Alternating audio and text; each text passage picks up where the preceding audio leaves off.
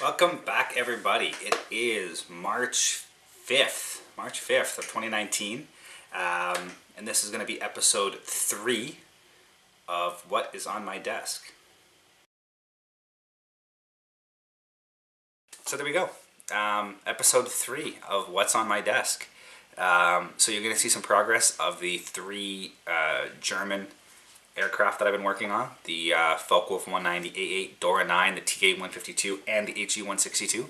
Some definite progress has been made on those compared to the last video you saw. So you'll be, I think, pleasantly surprised on where I managed to get with those 4 kits. So you see the update on that, and then we're going to jump back in time here in a second to take a look at the reviews of a few new products I got, a decal sheet, a couple of books, and yeah, so as always, my name is Sean, and this is Sean's Aviation.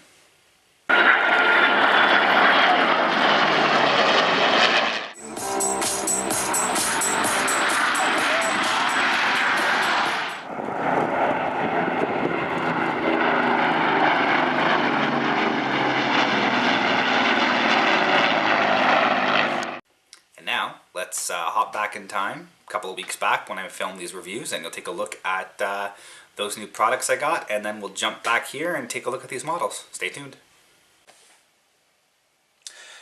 So quickly, just before we get into the rest of this month's update, I'm just going to go over a few small sort of housekeeping items.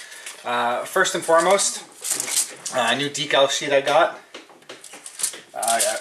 Received this one in a trade on ARC, as I mentioned in a previous video. Being able to trade with people is a huge bonus. And there was a gentleman who was looking for some Japanese F4 Phantom decals.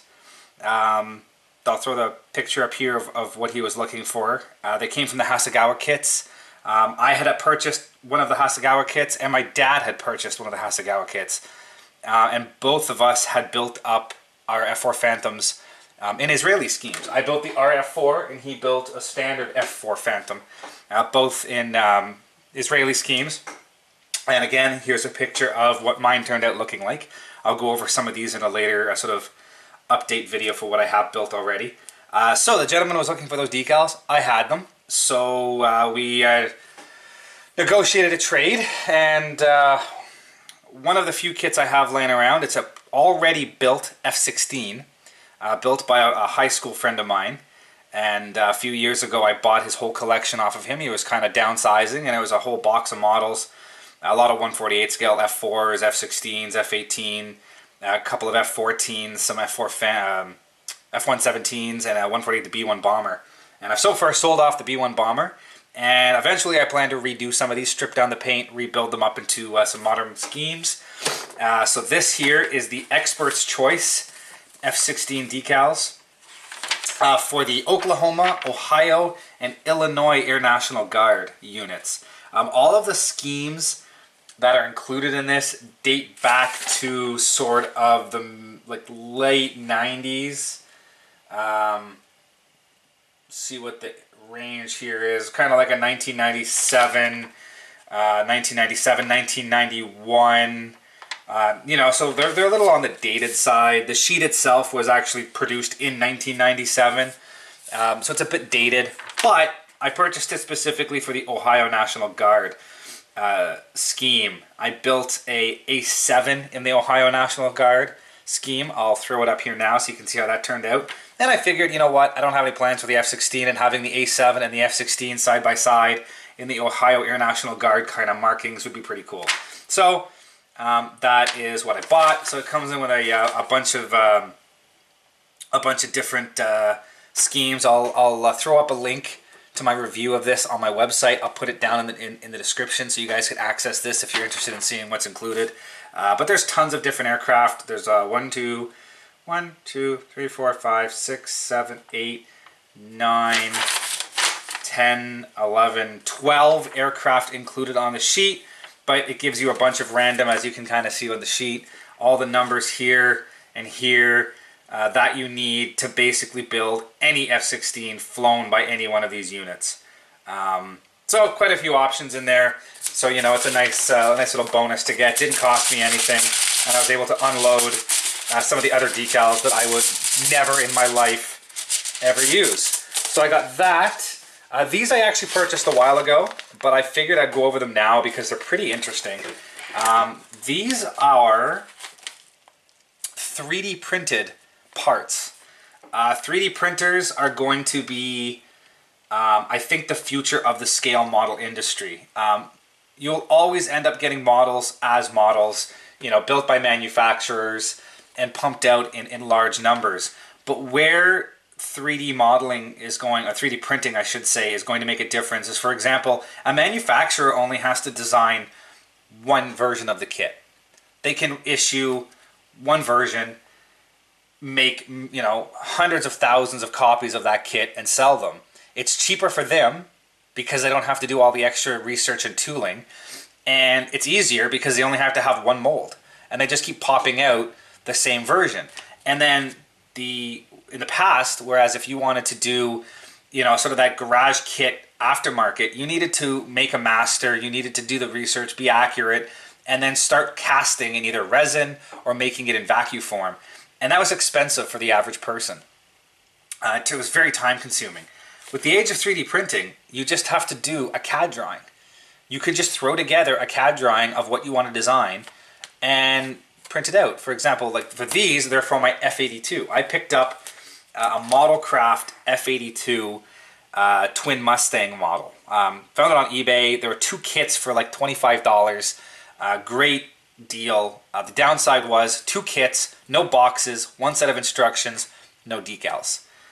So I'm a little pooched on the decals. Caracal Decals is talking about making a set, so that'll help me down the road. But both kits were the F82E models.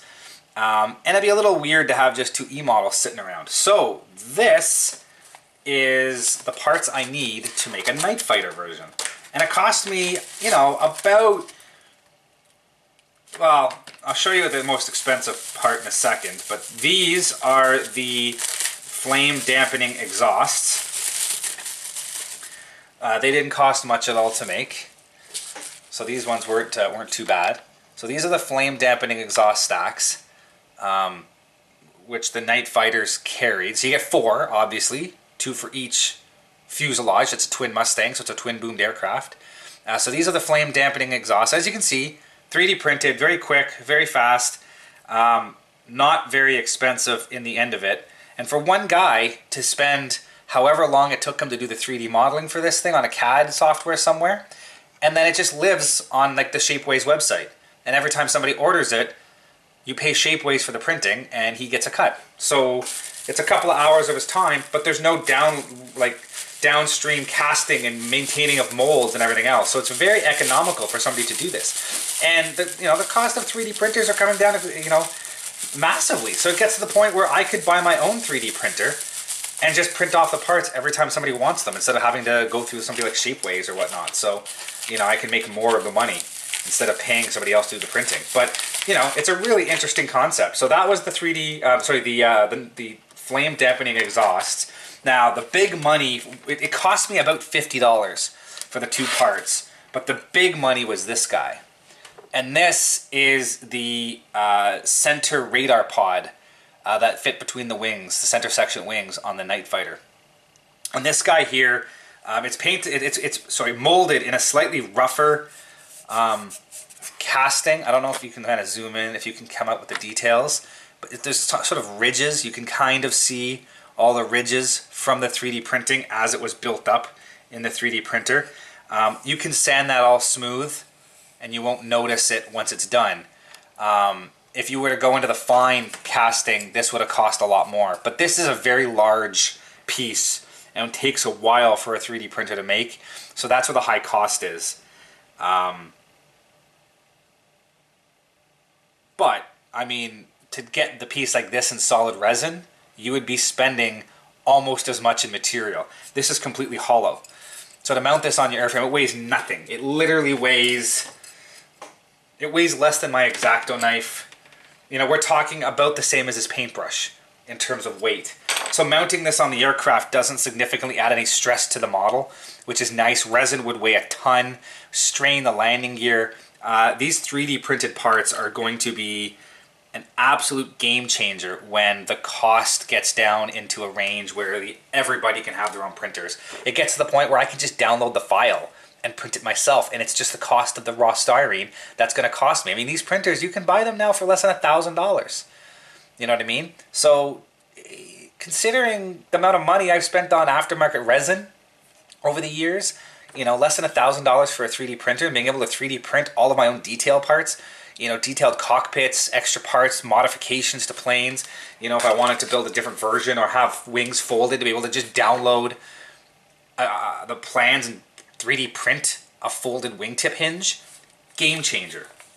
So yes, this is a very interesting aspect in the future of models, and I just wanted to show this off just because the Night Fighter version of the Modelcraft F82 is almost impossible to find. I've so far only ever seen one for sale on eBay, and he wanted over $70 US for the kit. So it's a very expensive kit. The E models are everywhere. So you can buy that for next to nothing, buy these aftermarket parts, and you're off to the races. It's a really interesting future when it comes to models and detailed parts. So also, those are the two model items I got. I also have received 2 recent books, so I'll go over them very quickly. I'm not going to go into too much detail. The first one here, this is Knights of the Air. It was published, it's a couple of years old, I want to say. 2000 is the date that's on the front. So I mean, it's an 18-year-old book. I mean, I guess it's relatively new in book sense, but I mean, it's 18 years old now. My dad actually had 2 of these. He wasn't sure how he ended up with 2 copies of it, so he gave me a copy, and I managed to kind of read through it. There's not a lot of words, you know, it's relatively large pages, a lot of art, a lot of pictures, relatively large font, so it didn't take me long to kind of blow through this, a little bit here, a little bit there. But it focuses specifically on Canadian fighter pilots in the First World War.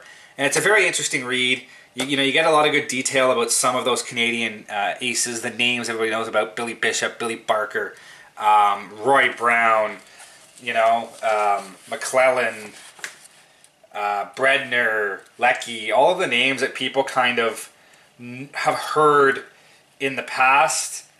Just to read some of the stories about what they were, you know, did Raymond Collishaw.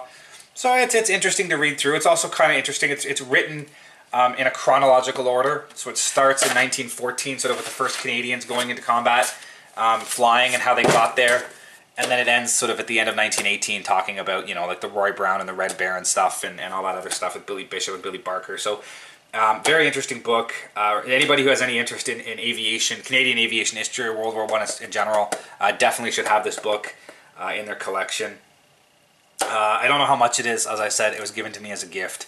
Interestingly, which I didn't realize till I was partway through the book, as I was reading it, I was using the book leaf sort of to mark my page as I was going through, so as I don't have a bookmark. And when I got past the halfway point and I started using the back flap, I realized that all of the, it's written on the cover, but I never read it, all of the artwork was done by a gentleman by the name of Stephen Quick. Stephen Quick, he was the Director General of the Canada Aviation and Space Museum, and I believe he still is the Director General of the War Museum here in Ottawa. If he isn't anymore, he moved on, but he went from the Aviation Museum to the War Museum. And I know Stephen quite well. I've met him a number of times at different events with Vintage Wings in the Aviation Museum and whatnot. So it's pretty interesting to find out that all of the illustrations and paintings in this book were done by him. I had no idea he was an artist. So kind of cool that I had a personal connection with this book. Didn't realize till halfway through.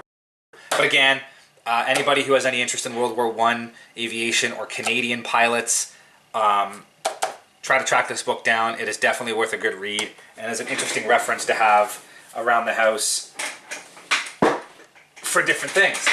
Secondly, the next book here, Dam Busters, written by Ted Barris. Just released last year, relatively new book. This I purchased from the author. There was an event at Vintage Wings on February 8th. There was a beer call pizza night, and Ted had like a PowerPoint presentation about an hour and a half to 2 hours long, sort of about the book. So it's about the Canadian airmen who participated on the Dam Busters raid. So he goes through basically the personal stories of all of the different Canadians who are involved in the attack. He also talks about kind of the lead up to the attack, the designing of the bomb, Barnes Wallace's sort of history. So the first part kind of talks about the lead up, the designing of the bomb, the planning of the mission. Then it goes into the mission itself. Overall talks about, I haven't read the book yet, so this is just what I gathered from the author. Talks about the attacks with specific focus on the Canadian pilots who were involved. And then it, kind of finishes up a little bit with the history of the Canadians who survived and sort of their after the attack kind of thing. So I haven't read it yet. It's on the list to be read soon. Definitely want to read this one sooner rather than later. But again, interesting book. Anybody who has any interest in the Dam Busters or aviation history or Canadian aviation history should look for this book. It cost me $35 Canadian, and because it was done at the talk with the author, he signed and personalized the book to me. So that's kind of cool. Don't have a lot of that laying around. So yeah, so that's the two books and some of the new model stuff that I have received. So at this point, we'll jump back into the regular video and we can continue. So there we go. We're back to the present, my present anyways. And yeah, so those were the F-16 decals and those two books that I recently acquired. So hopefully you guys like taking a quick look at that. And right now we are going to pan over here. I'll get you guys all set up, and you can take a look at where those models stand at this point.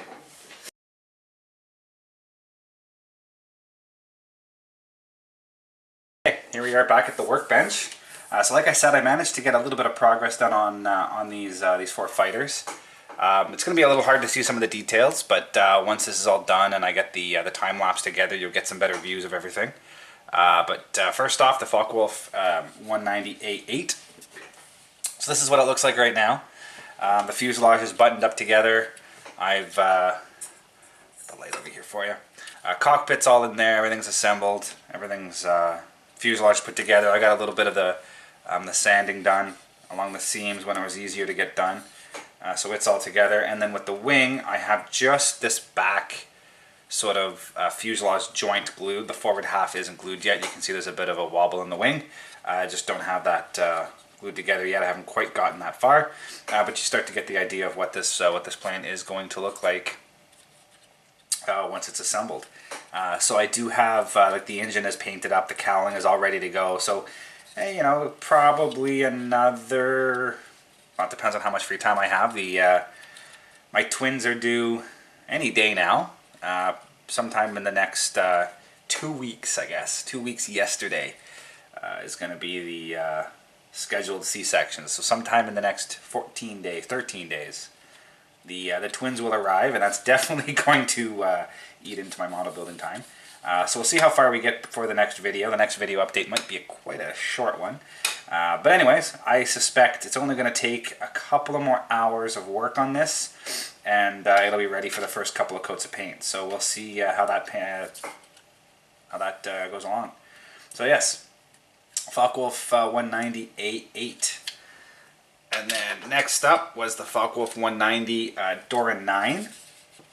So all four models are more or less in the same sort of state. So again, fuselage is glued together. I got some of the seams done. This guy's getting just a little bit of filler along here. There's just a hint of a step, so I'll have to fix that up. The rest of the seams, I guess the nose here also has a couple of sink marks and a little lip. I'm not too sure if you can make that out. You'll see when you sand, the area you sand kind of turns to a lighter gray, and any areas that are darker gray kind of shows where there's a lip. So I have a little bit of a step at the seam, and then there's these two little sink marks from the internal pins. Just need a little bit of filler. But we'll do all that once I get the wings glued on and figure out how those seams go together. So yeah, fuselage together. Again, the wing is only glued at this rear fuselage joint. The forward wing is sort of a little bouncy. It's in there pretty tight, so it doesn't move very much. The only downside, and I don't know whether it was a problem when I assembled it or if it had to do with the way that it was molded, but when you line the wingtips up, sorry for the middle finger, did not mean to do that. When you line the wingtips up, as you work your way down into here, everything was offset. I don't know if you guys can even see that. I'll zoom in here for a little bit so you get a good look at it. If you look at the cannons, the cannons do not line up with the opening.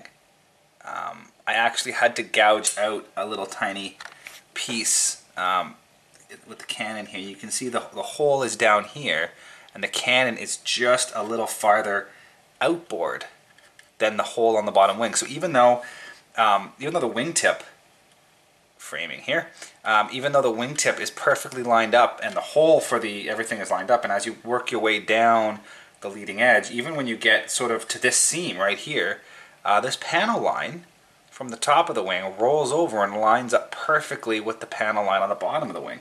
But then as soon as you get to the cannon, it's not centered, and then there's this massive gap at the wing root. So I don't know if it was due to the way Tamiya molded the model, the way it was built, came out of the mold and designed, or if it was just something I did, but I don't know how I managed to get it that bad. But you can see there's a massive gap on either side of the wing root. So that's going to take a little bit of messing around with. I'm going to do a bit of a video when I do sort of a video on how-to tips and tricks on puttying, filling, and sanding. So I'm going to include a part kind of how I can fill that in with some plastic sprue and clean it up. So you'll see a little bit on how I'm going to fix that. But it bothers me a little bit that is like that. I don't know why, you know. Anyways, it is what it is. It's got nothing to do with the fuselage assembly, because I know that those cannons did not line up. So there's some sort of a mismatch. And again, you know, this panel here, this panel line lines up perfectly, but then this panel line is off center by a fraction of a millimeter, and then these cannons are off by, I would say, at least a ½ millimeter or more. So it's just a weird, like the wing root in this section here is smaller or shrunk somehow than the rest of it. So not quite sure what's going on there, but I'll have to make it work. So yeah, stay tuned for that one. But poking along on that, kind of in the same spot as the A8, you know, another couple of hours worth of work. It's going to take a bit more because of the wing roots, but it'll be ready for paint in the near future. Next up is the TA152. This one took a little bit more effort and work than I prefer, but you know, it is what it is. So the wings aren't glued together yet, but the fuselage is glued together. I've done some cleaning up of the seams here along the nose. This was a pretty bad seam. There's nothing, as you can see on the bottom, this whole entire area is wide open. So there's no strength or seam on this bottom. So it's really hard to get this seam here to line up properly. So there was a little bit of work I needed to do in there. It's not perfect yet. I'll finish it off with the putty and whatnot once it's all put together. But I got the seam back here, the seam here, and a little bit of this underneath seam here cleaned up as much as I could. Kind of a good, quick, dirty sanding. The engine alignment, again, it didn't quite fit in there as well as I'd like. There's some twisting and bending and everything's just slightly out of alignment, but there really wasn't a lot of positive alignment tabs in there to make everything work. So, you know, it is what it is. It's just the nature of the beast, and you got to live with what you got. So it's in there. The engine is in there. It's going to look really cool when it's all opened up and be able to see inside of it, everything, and, you know, it looks good. It's just not quite as aligned as I would have liked, you know. Definitely a 3-foot model. The wings, they went together. There's a bit of a twist in the wings. This leading edge didn't want to go together very well, so I started at the rear. There's this little lip with the flaps that came around. I'm not too sure why they engineered it that way, but there's this little lip. So I kind of started at the back, glued the lip together, made sure it lined up, worked my way around the tip, down along the leading edge, and then by the time I got into here, the leading edge didn't really want to touch. There was a big warp in it, so it involved copious amounts of liquid glue and some pretty stiff clamping that I left there for a good solid 4 to 6 hours to make sure that that glue bonded and dried and got a really good solid seal in there. So both sides had the same issue where everything kind of was just a little twisted out of shape. But like I said, some strong clamping held it all together, and it's not really going anywhere now. So both wings look pretty much even. The dehydral is the same. Everything lines up. Putting the wings onto the fuselage, again, everything lines up, so I know I got everything good. There's only tiny little gaps in there that are going to be very easy to clean up, so it's not an issue at all getting that assembled. So yeah, that is the state of this. The next step is going to be to assemble, glue the wings together, get everything lined up, get it all buttoned together. Masking is going to be a bit of fun, trying to get all this area painted and masked off and cleaned up and whatnot, but it is what it is. I'll make it work. So yeah, that's the TA152. A bit more work left on this. I think this one's going to have more work. Well, maybe not more work. It's maybe comparable to the Dora 9, but there's still definitely some work in here to get these wing roots cleaned up and whatnot, and get the masking done, and making sure that it's going to be easy to paint without getting any overspray into the little bits and pieces. So you'll see the process as I go with that, but it's going to be a little bit of work to get this thing to go together properly. But that is the TA152. And finally we've got the HE162. Surprisingly quite a small plane. I think I didn't expect it to be this tiny. I guess I was always envisioned it to be a little bigger. So fuselage is glued together. Again, I got some of the seams cleaned up. The seams went together really cleanly on this aircraft. Tamiya's, it's a newer mold from Tamiya, so it went together quite nicely. Everything's in there now. Again, masking is going to be a bit of a pain, but it is what it is. Wings are glued together, so they just slip into place. Nice positive locating tabs. Again, it's not a very big plane, but anyways, it'll glue together nicely soon. I'm focusing on the Focke-Wulfs at this point just because this is going together so easily.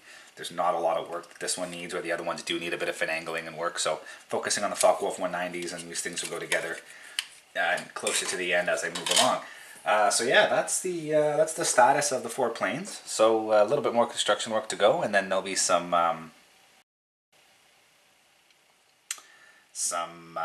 painting, some cleanup, masking. So hopefully I get some work in before the twins show up, and there'll be something to actually show you at the next month's update. But let's hurry up and wait and see.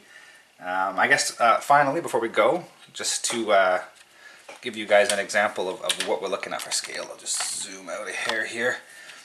So just so you can see sort of how everything stacks together, let's get these guys set up in a position so you can see them. So that's the Focke-Wulf 190 A8.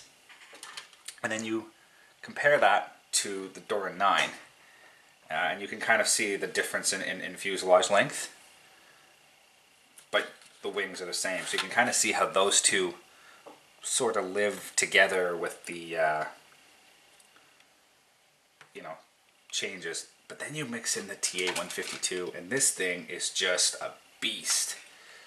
Like you have no idea the size of this thing. I mean, you just compare it to the Dora 9. You know, like the wings are massive, the fuselage is longer.